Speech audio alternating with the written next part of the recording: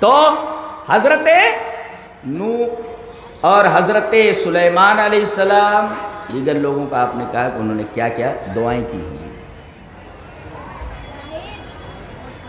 اللہ نے فرمایا حتی اذا بلغ اشدہ، یہاں تک کہ جب جوان ہو گیا، وہ بلغ 40 سنہ، جوان ہو گیا اور 40 سال کو پہنچا.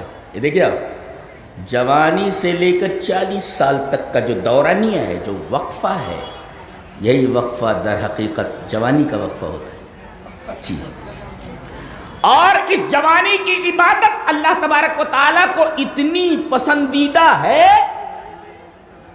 کہ اپنے نبی کے ذریعے ایسے نوجوان کی فضیلت بیان فرمائیے. چلیے وہ حدیث دیکھ لیتے ہیں.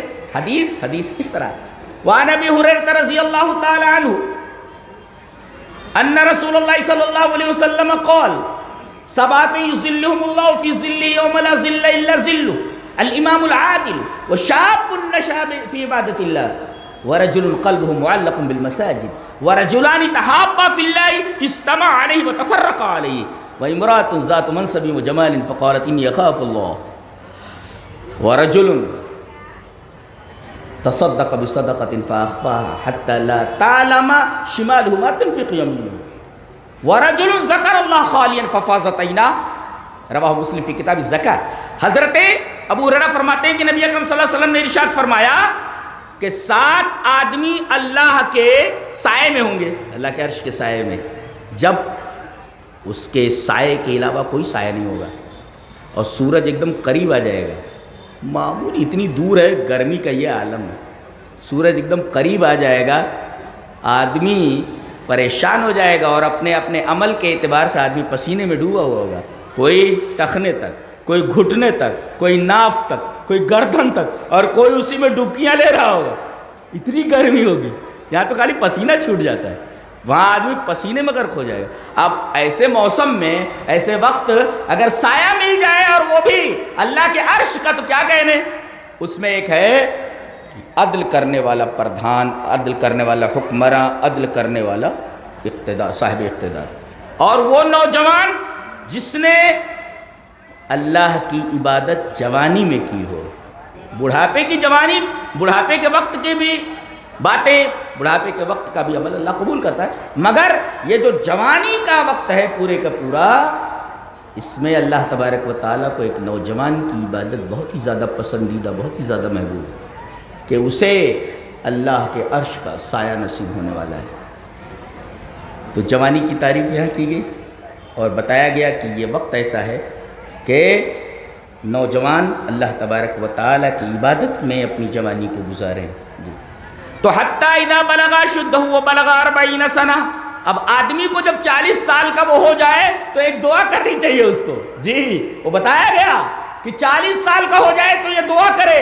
قال رب اوزعنی ان اشکر نعمتک التی انعمت علی وعلی والدی وان اعمل صالحا ترضیہ. میرے رب مجھے توفیق دے کہ وہ ان تمام نعمتوں کا شکریہ ادا کر سکوں جو تو نے میرے اوپر کیا ہے، میرے والدین کے اوپر کیا ہے، اور مجھے توفیق دے کہ میں عمل کروں صالح جس سے تو راضی ہو جائے. اور وادخلنی برحمتک فی عبادک الصالحین، اور اپنے رحمت کی وجہ سے تو مجھے صالحین کے اندر داخل کر دے. دیکھو آدمی سے کہا جا رہا، ہر آدمی یہ دعا کرے کہ صالحین کے زمرے میں داخل ہو جائے، صالحین کے قافلے میں شامل ہو جائے. جی، تو صرف عمل کافی نہیں ہے، بلکہ عمل کے ساتھ صالح کی بھی قید ضروری ہے. اچھا، ابھی صالح کو چھوڑ دیجئے، عمل کی کتنی اہمیت ہے اس سلسلے میں میں چاہتا ہوں کہ دو ایک حدیث آپ کے سامنے پیش کر دوں. حدیث اس طرح، وان عبد اللہ بن ابی بکر قال سمعت انس بن مالک رضی اللہ تعالیٰ عنہ یقول قال رسول اللہ صلی اللہ علیہ وسلم یتبع المیت ثلاثة فیرجع اثنان ویبقى واحد یرجع اہلہ ومالہ یتبعہ اہلہ ومالہ وعملہ فیرجع اہلہ ومالہ ویبقى عملہ. رواہ البخاری فی کتاب الرقاق، کہ نبی کریم صلی اللہ علیہ وسلم نے فرمایا کہ آدمی جب مر جاتا ہے تو 3 چیزیں اس کے پیچھے چلتی ہیں. اس کے اہل، اس کا مال اور اس کا عمل، دو چیزیں لوٹ آتی ہیں، تیسری چیز جاتی ہے۔ مال وہ تو کھسکنے کے لیے تیار نہیں ہے، تجوری میں ہی کڑی ہے، وہ کہتی ہے جا نکل، میں تیرے ساتھ 1 انچ جانے کے لیے تیار نہیں ہوں، جا۔ مکان بولتا ہے بائی ہک اور بائی کروک، حلال اور حرام کسی بھی طریقے سے تو نے یہ بنگلہ بنایا ہوا ہے، تو جا اب یہاں سے، میں تیرے ساتھ 1 انچ چلنے کے لیے تیار نہیں ہوں۔ کتنی دردناک بات ہے کہ جس کے لیے آپ نے اپنی پوری زندگی لگا دی، جس کو بنانے میں 1 انچ آپ کے ساتھ چلنے کے لیے تیار نہیں ہے جی۔ اور آپ جب تک زندہ رہتے ہیں ایک سے ایک گاڑیوں کے اندر چلتے ہیں، یہ کون سی گاڑی ہے؟ فلاں گاڑی ہے، یہ کون سی گاڑی ہے؟ فلاں گاڑی، کتنے کی ہے؟ اتنے لاکھ کی ہے۔ لیکن جب مرتا ہے تو ایک عجیب و غریب گاڑی میں جاتا ہے جس کے پہیے یہ ٹائر کے نہیں ہوتے، وہ انسانوں کے ہوتے ہیں جی، وہ کندھے ہوتے ہیں انسانوں کے۔ تمہاری کار میں اے سی کے ساتھ تم کو نہیں لے جایا جاتا قبرستان میں، کندھوں پہ تم کو اٹھا کر لے جایا جاتا جی۔ تو مال نے تو پہلے ساتھ چھوڑ دیا، اس کے بعد اہل و عیال ہے، بچے آتے ہیں تم کو ودا کرنے کے لیے قبرستان تک، بس تم کو منو من مٹی کے نیچے دفن کر کے چلے جاتے، تو مال تو پیچھے رہ گیا، یہ بیچارے آئے تھے وفا نبھانے کے لیے، یہ بھی اب چلے گئے تم کو تمہارے حال پہ چھوڑ کے۔ اب منو من مٹی کے نیچے وہاں کون ہے تمہارا؟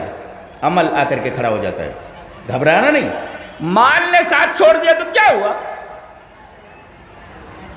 اہل نے ساتھ چھوڑ دیا، اہل و عیال نے ساتھ چھوڑ دیا تو کیا ہوا؟ میں تمہارے ساتھ ہوں، میں جنت تک تمہارے ساتھ ہوں، اللہ اکبر۔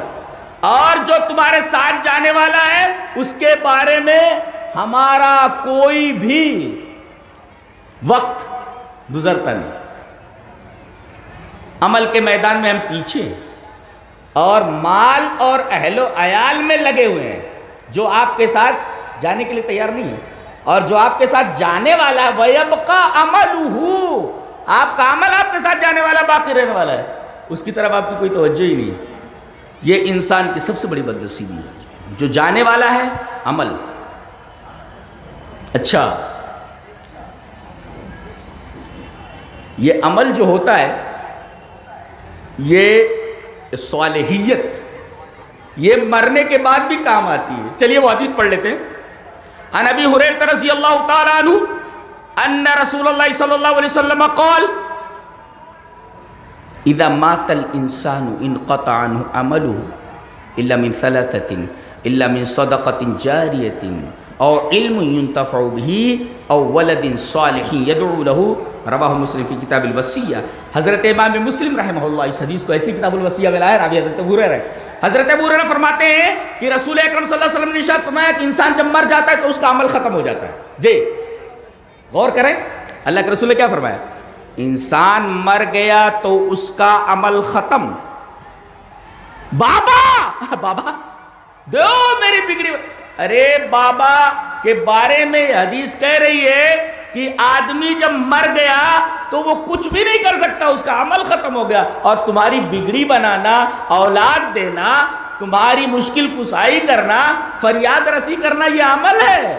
اور انسان جب مر گیا تو اس کا عمل ختم ہو گیا، تمہارے لیے وہ کچھ بھی نہیں کر سکتا جی۔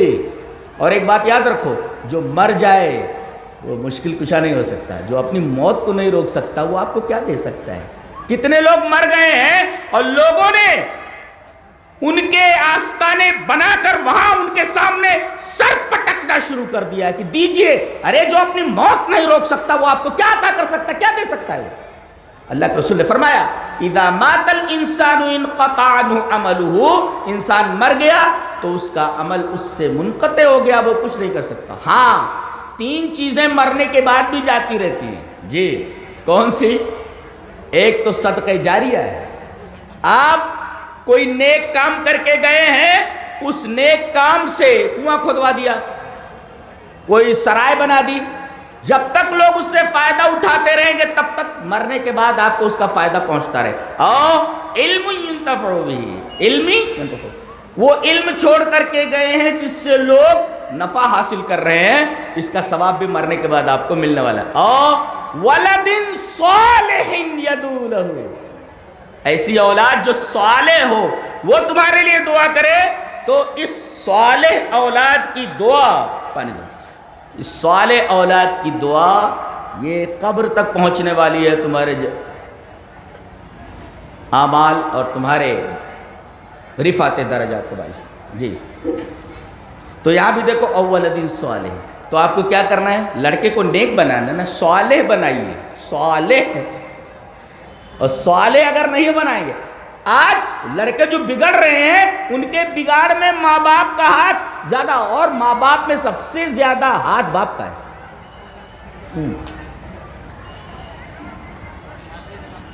تو لڑکوں کو نیک بناؤ، صالح، جن کے زمرے میں داخل ہونے کے لیے، جن کے قافلے میں داخل ہونے کے لیے ان بڑے بڑے انبیاء کرام نے دعا فرمائی۔ جی امام، اچھا ایک بہت پیاری بات کہنے جا رہا ہوں، اگر غور سے سنیے تو بہت اچھا لگے گا آپ کو۔ ہم لوگ جب کسی سے ملتے ہیں اور وہ کہیں جا رہا ہوتا ہے تو کہتے ہیں ذرا ہمارے لیے دعا کیجیے، ہمارے لیے دعا کیجیے، برابر ہے؟ اب یہ بات ذہن میں آ گئی؟ ہم دوسروں سے کہتے ہیں کہ ہمارے لیے دعا کرو۔ اچھا آئیے وہ حدیث دیکھتے ہیں، بڑی پیاری حدیث ہے، اس بات کو ذہن میں رکھ کر۔ حدیث اس طرح، وعن شقیق بن سلمۃ قال قال عبد اللہ رضی اللہ تعالی عنہ كنا اذا صلینا خلف النبی صلی اللہ علیہ وسلم قلنا السلام علی جبریل و میکائیل السلام علی فلان و فلان فالتفت الینا رسول اللہ صلی اللہ علیہ وسلم فقال اذا صلى احدكم فليقل التحیات للہ والصلوات والطیبات والسلام علیک ایھا النبی ورحمۃ اللہ وبرکاتہ السلام علینا وعلی عباد اللہ الصالحین فإذا قلتموها أصابت كل عبد لله صالح في السماء والأرض أشهد أن لا إله إلا الله وأشهد أن محمدا عبده ورسوله رواه البخاری في کتاب الصلاة۔ حضرت امام بخاری رحمہ اللہ اس پوری حدیث کو ایسے ہی بخاری شریف کتاب الصلاة کے اندر لائے۔ حضرت عبداللہ بن مسعود فرماتے ہیں کہ جب ہم نبی کے پیچھے نماز پڑھتے ہوتے تو ہم کیا بولتے تھے؟ السلام علی جبریل، سلامتی ہو جبریل پر، سلامتی ہو میکائیل پر، سلامتی ہو فلاں پر، سلامتی ہو، یہاں تک کہ ہم کہتے تھے السلام علی اللہ، سلامتی ہو اللہ پر، سلامتی ہو اللہ پر۔ نبی کریم صلی اللہ علیہ وسلم فرمایا ارے اللہ پر سلامتی، ان اللہ هو السلام، ان اللہ هو السلام فالتفت الینا رسول اللہ صلی اللہ علیہ وسلم فقال ان اللہ هو السلام فاذا صلى احدكم فليقل، اللہ تبارک و تعالیٰ سلام، اسے سلامتی کی کیا ضرورت ہے؟ لیکن جب تم میں سے کوئی نماز پڑھے تو یہ کہے التحیات للہ والصلوات والطیبات السلام علیک ایھا النبی السلام علینا وعلی عباد اللہ الصالحین، سلامتی ہو ہمارے اوپر اور اللہ کے تمام صالحین بندوں پر۔ رسول اللہ صلی اللہ علیہ وسلم نے آگے فرمایا اگر تم یہ دعا پڑھتے ہو فَإِذَا قُلْتُمُوهَا، اگر تم اس کو بولتے ہو تو اصابت کل عبد للہ صالح فی السماء والارض، آسمانوں اور زمینوں میں جتنے بھی اللہ کے صالح بندے ہیں سب کو یہ دعا پہنچ جاتی ہے۔ تو آپ کو یہ کیا کہنے کی ضرورت ہے کہ میرے لیے دعا کرو؟ تم صالح بن جاؤ، تمام لوگ تو نماز میں تمہارے لیے دعا کر رہے ہیں نا، آپ کو دعا پہنچ رہی ہے کیا؟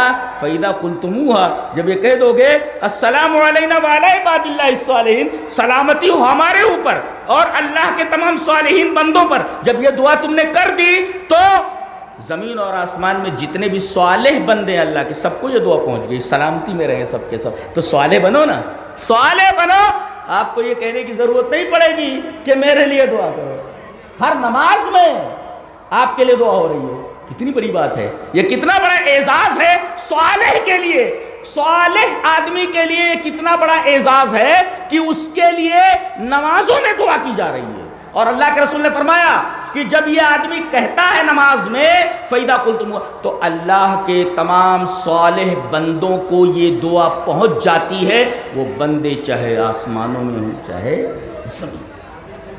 اصابت کل عبد للہ صالح فی السماء والارض۔ ایک واقعہ ہے قرآن میں، بہت غور سے سنیے.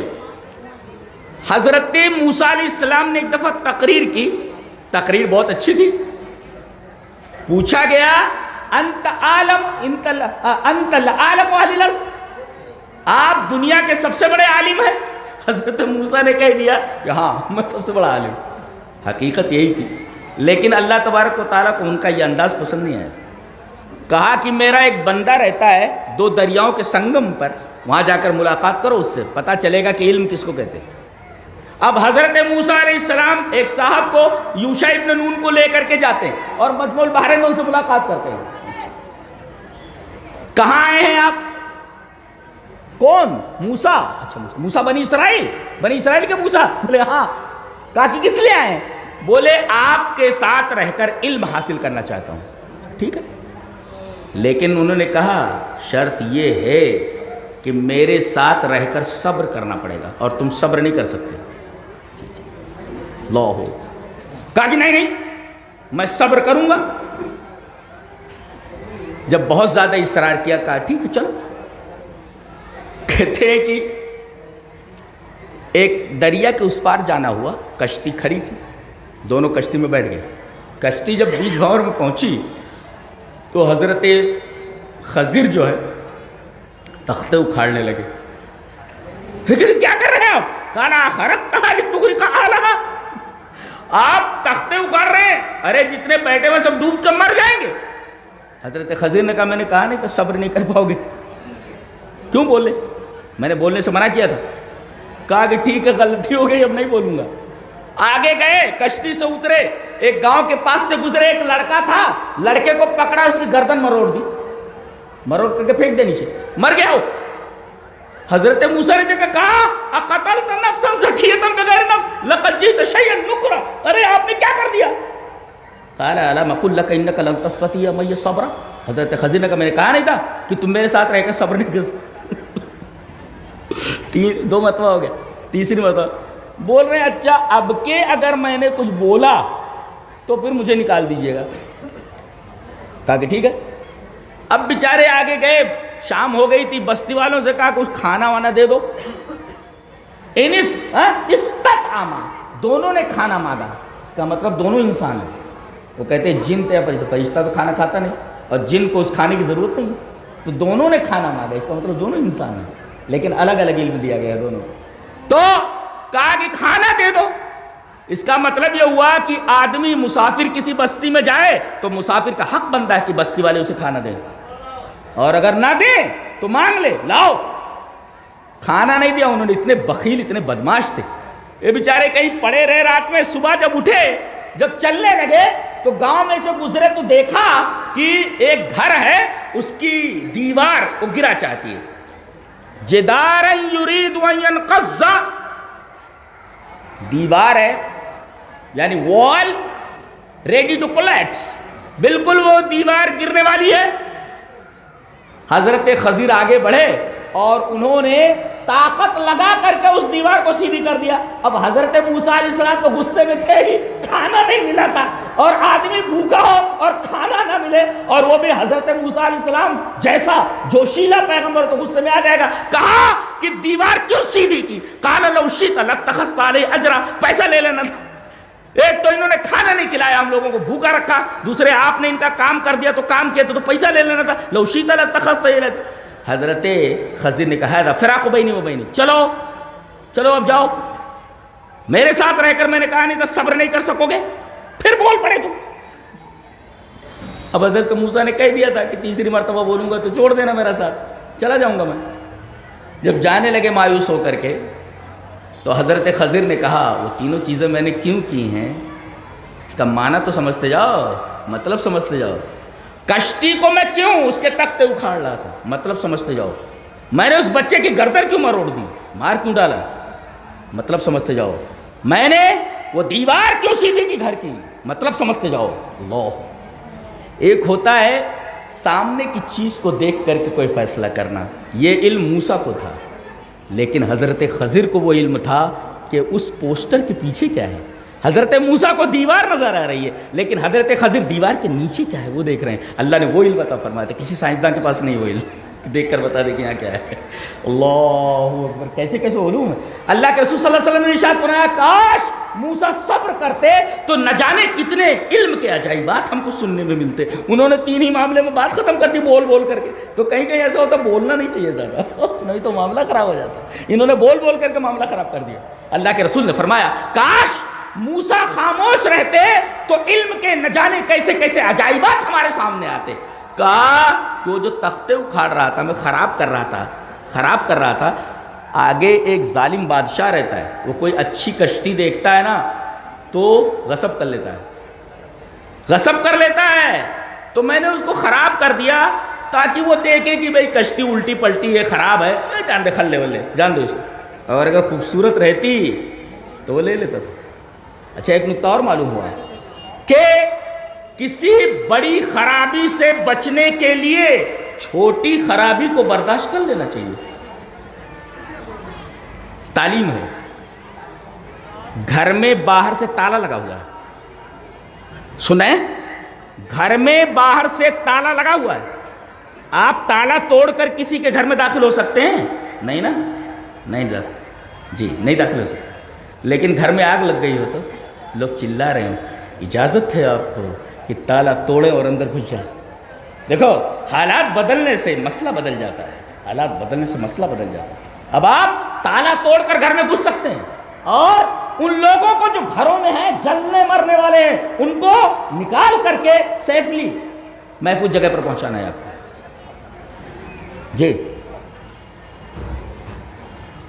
2 نیتا کھڑے ہوئے ہوں کس میں, کسی پوسٹ کے لیے, کسی اقتدار کے لیے,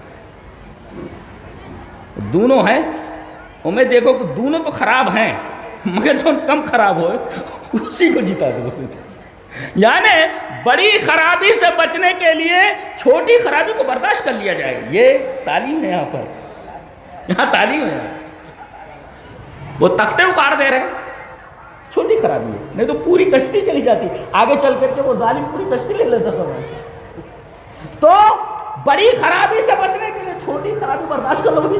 وہ نیتا جو کم خراب ہے, جو بڑا خراب ہے, بہت زیادہ خراب ہے, اس کو چھوڑ دو. چھوٹا جو کم خراب ہے اس کو جتا دو. پانی پلا ضرورت ہے.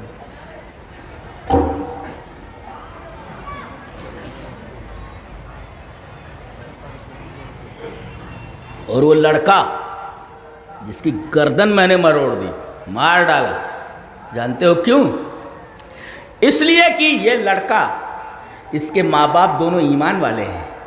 یہ اتنا بدماش ہے آگے چل کر کے اپنے ماں باپ کے ایمان کے لیے یہ آزمائش بن جاتا. نکتہ یہ ملا کہ بیٹا مر جائے چلے گا مگر ایمان نہ جائے. ایمان اتنی قدر و قیمت والی چیز ہے جی. بیٹا چلا جائے کوئی پرواہ نہیں, ایمان ہاتھ سے نہ جائے. فَكَانَ أَبَوَاهُ مُؤْمِنَيْنِ فَخَشِينَا أَن يُرْهِقَهُمَا طُغْيَانًا وَكُفْرًا. جی نکتہ یہ ملا کہ ایمان اتنی قدر و قیمت والی چیز ہے کہ بیٹا اگر داؤں پر لگ جائے تو لگا دو مگر ایمان ہاتھ سے نہ جائے. اور انسان کے نزدیک بیٹے کی بڑی قدر و قیمت ہوتی ہے. وہ بڑھاپے کا سہارا ہوتا ہے. بڑھاپے کے سہارے کو ہاتھ سے جانے دیا جائے لیکن ایمان ہاتھ سے نہ جانے دیتا. یہ تعلیم دی گئی. ایمان اتنی قدر و قیمت والی چیز ہے. اچھا کہا وہ جو دیوار سیدھی کرتی جانتے ہو, وَأَمَّا الْجِدَارُ فَكَانَ لِغُلَامَيْنِ يَتِيمَيْنِ فِي الْمَدِينَةِ وَكَانَ تَحْتَهُ كَنْزٌ لَهُمَا. یہ جو دیوار ہے یہ اس گاؤں کے 2 یتیم بچوں کی ہے اور ان دونوں بچوں کا باپ صالح تھا. وَكَانَ أَبُوهُمَا صَالِحًا. ان دونوں لڑکوں کا باپ صالح تھا. حضرت ابن عباس اس آیت کریمہ کی تفسیر کرتے ہوئے کہتے ہیں, امام طبری رحمۃ اللہ علیہ اس کی تفسیر کرتے ہیں, قال ابن عباس رضی اللہ تعالی عنہما فی قولہ وکان ابوہما صالحا قال حفظا بصلاح ابیہ بصلاح ابیہا اللہ بصلاح ابیہما. امام طبری رحمۃ اللہ علیہ نے ابن عباس کا یہ قول طبری کے اندر اس طرح نقل کیا ہے کہ یہ جو دیوار بچ گئی وہ 2 یتیم بچوں کی تھی. وہ گھر 2 یتیم بچوں کا تھا جس کی دیوار گرا چاہتی تھی اور اس دیوار کے نیچے باپ نے خزانہ گاڑ رکھا تھا. اگر وہ دیوار گر جاتی تو پورے گاؤں والے وہ خزانہ لوٹ لیتے. میں نے دیوار سیدھی کر دی تاکہ ان یتیم بچوں کو ان کے باپ کا جمع ہوا خزانہ مل جائے، اور ان دو بیٹوں کو، یتیم بیٹوں کو جو یہ خزانہ ملا اس وجہ سے کہ باپ نیک تھا، اللہ باپ صالح تھا۔ آج کہتے ہیں لوگ کہ بھئی بیٹے کے لیے بینک بیلنس چھوڑ جاؤ، بیٹی کے لیے بینک بیلنس چھوڑ جاؤ۔ ارے اللہ کے بندو، بیٹے کے لیے بینک بیلنس چھوڑ گئے، اگر نیک نہیں ہے، صالح نہیں ہے، تو تمہاری جمع پونجی 4 دن کے اندر اڑا دے گا۔ تم نیک بنو نا۔ دیکھو باپ کی نیکی کی وجہ سے بیٹوں کا کتنا بڑا فائدہ ہوا۔ اسی وجہ سے ایک مفسر کہتا ہے کہ نیکیاں نسلوں میں متوارث ہوتی ہیں، نسلوں میں چلتی ہیں۔ اگر باپ نیک ہوتا ہے تو بیٹوں کو اس کا فائدہ پہنچتا ہے۔ نیکیاں نسلوں میں چلتی ہیں، جی نیکیاں متوارث ہوتی ہیں، چلتی ہیں۔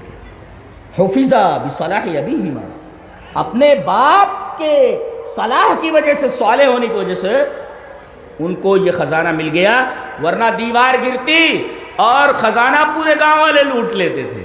جی صالح دیکھا آپ نے، وَكَانَ أَبُوهُمَا صَالِحًا۔ پتہ یہ چلا کہ اگر آپ صالح ہیں تو آپ کے صالح ہونے کا فائدہ آپ کے بیٹوں کو ملنے والا ہے، تو آپ صالح بنیے نا۔ وَكَانَ أَبُوهُمَا صَالِحًا۔ جی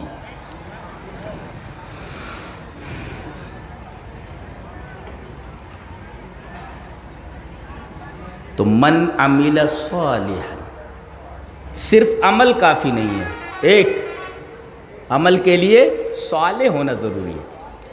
صالح ہونا، صالح کس کو کہتے ہیں وہ دیکھ لیتے ہیں۔ صالح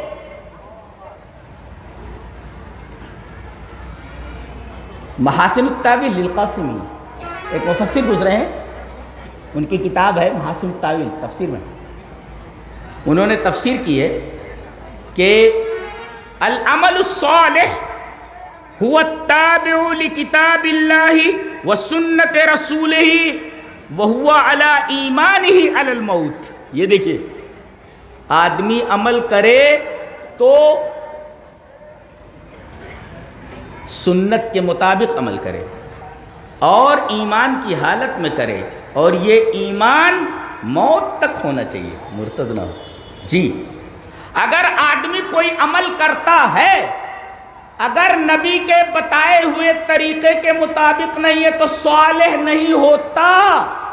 دلیل یہ حدیث پاک، وعن ابی وائل عن حذیفۃ رأى رجلا لا يتم ركوعه ولا سجوده فلما قضى صلاته قال له حذیفۃ ما صلیت قال وأحسبه قال لو مت على غیر سنت محمد صلی اللہ علیہ وسلم رواه البخاری فی کتاب الصلاۃ۔ حضرت امام بخاری رحمہ اللہ اس حدیث کو ایسی کتاب الصلاۃ کے اندر لایا۔ حضرت حذیفہ نے دیکھا کہ ایک آدمی نماز پڑھ رہا ہے، سنت کا طریقہ کیا ہے کہ رکوع قاعدے سے کیا جائے۔ پوری زندگی آدمی نماز پڑھتا رہتا ہے، اس کو رکوع درست نہیں ہوتا۔ رکوع کیسے کرنا چاہیے؟ کیسے کرنا چاہیے؟ پیٹھ اتنی سیدھی ہو کہ لو صب الماء ولا ظہری لاستقر، کہ اگر پیٹھ پر پانی ڈال دیا جائے تو پانی رک جائے۔ اس طرح رکوع کوئی کرتا ہے؟ تو زندگی بھر تو نماز میں رکوع نہیں کرنا آتا ہے ہمیں۔ یہ آدمی رکوع برابر نہیں کر رہا تھا، سجدے برابر نہیں کر رہا تھا، اتنی غلطی تھی۔ جب نماز ختم کیا اس نے کیا کر رہے تھے؟ بولے نماز پڑھ رہا تھا، بولے ما صلیت۔ ارے وہ تو نماز پڑھ ہی رہا تھا نا۔ حضرت حذیفہ بولے تو نے نماز ہی نہیں پڑھی۔ راوی کہتے ہیں میرا خیال یہ ہے کہ انہوں نے یہ کہا کہ لو مت علی غیر سنت محمد صلی اللہ علیہ وسلم، اگر تو اسی حالت میں مر گیا ایسی نماز پڑھتے ہوئے تو تیری نماز سنت رسول پر تو نہیں ہوگی، تیری موت سنت رسول پر نہیں ہوگی۔ جی دیکھو نماز پڑھ رہا، عمل کر رہا ہے کہ نہیں؟ عمل ہے، مگر عمل چونکہ سنت کے مطابق نہیں ہے، لہذا عمل ناقابل قبول ہے۔ جی چلیے ایک حدیث اور لے لیتے ہیں اس بات کو مدلل کرنے کے لیے کہ عمل ہوتا ہے مگر صالح نہ ہو تو قبول نہیں ہوتا۔ حدیث اس طرح، وعن ابی ہریرہ رضی اللہ تعالی عنہ عن النبی صلی اللہ علیہ وسلم قال ان الرجل لیصلی 60 سنة وما تقبل له صلاة لعله يتم الركوع ولا يتم السجود ويتم السجود ولا يتم الركوع رواه المنذری فی الترغیب والترہیب وقال الالبانی هذا حدیث صحیح۔ حدیث صحیح ہے اور اسے امام منذری رحمۃ اللہ علیہ ترغیب و ترہیب کے اندر لائے ہیں۔ راوی حضرت ابو ہریرہ ہیں۔ حضرت ابو ہریرہ فرماتے ہیں کہ نبی کریم صلی اللہ علیہ وسلم نے فرمایا کہ ایک آدمی 60 سال نماز پڑھتا ہے۔ کتنا؟ اللہ اس سے پوچھ رہا ہے نماز پڑھی، قیامت میں تو سب سے پہلے نمازی کے بارے میں پرسش ہونے والی ہے. اللہ پوچھتا ہے نماز پڑھی؟ بولے ہاں پڑھی. اللہ کو معلوم ہے، پوچھ رہا ہے. کہا کتنا پڑھا؟ بولے 60 سنتن، یعنی for 60 years، 60 سال میں نے پڑھا. کہا جائے گا وما تقبل لہ صلاۃ، تیری ہر نماز کو بل لال نشان ہے، ایک بھی نماز قبول نہیں ہوتی. ٹھیک، عمل ہے لیکن قبول نہیں ہے نا. عمل موجود ہے، صرف عمل کافی نہیں ہے. جی عمل کافی نہیں ہے، عمل کا صالح ہونا ضروری ہے، سنت کے مطابق ہونا ضروری ہے. اور سنت کے ساتھ ساتھ سنت کے مطابق بھی پڑھے، مگر اللہ کے لیے نہ ہو، کسی کو دکھانے کے لیے کرے، تب بھی یہ عمل قابل قبول نہیں. تو ہوا تابع لکتاب اللہ و سنت رسول، اللہ اور اس کے رسول کے حکم کے مطابق. تو اچھا، تو عمل ضروری ہے، عمل کے ساتھ ساتھ صالح ہونا ضروری ہے. اور سب سے آخر میں جو سب سے اہم ہے، صالح بھی عمل ہو تب بھی نہیں جائے گا جنت میں. جی یہ سب سے بڑی بات ہے. عمل صالح بھی ہو پھر بھی جنت میں نہیں جائے گا. ہاں نہیں جائے گا. دلیل یہ حدیث پاک. وعن ابی ہریرہ رضی اللہ تعالی عنہ قال قال رسول اللہ صلی اللہ علیہ وسلم لن ينجي احدا منكم عمله قالوا ولا انت يا رسول الله قال لا وانا قال ولا انا الا ان يتغمدني الله برحمة سددوا وقاربوا واغدوا وروحوا وشيء من الدلجة والقصد تبلغوا. رواہ البخاری فی کتاب الرقاق. حضرت امام بخاری رحمۃ اللہ علیہ اس حدیث پاک کو ایسے ہی کتاب الرقاق کے اندر لائے ہیں. حضرت ابو ہریرہ فرماتے ہیں کہ نبی کریم صلی اللہ علیہ وسلم نے فرمایا تم میں سے کسی کا عمل اس کو جنت میں نہیں داخل کر سکتا. ارے پھر عمل جنت میں نہیں لے جائے گا؟ کیا صالح ہی کیوں نہ ہو؟ صحابہ نے حیرت سے کہا قالوا ولا انت یا رسول اللہ، آپ کا بھی عمل آپ کو جنت میں لے جا سکتا ہے، اس لیے کہ نبی جو کرتا ہے وہ تو صالح عمل ہوتا ہے نا. تو نبی سے پوچھ رہے ہیں نبی آپ کا عمل بھی آپ کو جنت میں نہیں لے جا سکتا؟ قال ولا انا، ہاں میں بھی. تو الا ان یتغمدنی اللہ برحمت، جب تک اللہ تبارک و تعالیٰ کی رحمت مجھے اپنی آغوش میں نہ لے. اللہ کا رحم سے چھوڑی چیز ہے. لہذا جب دعا مانگو تو اللہ کا رحم مانگو.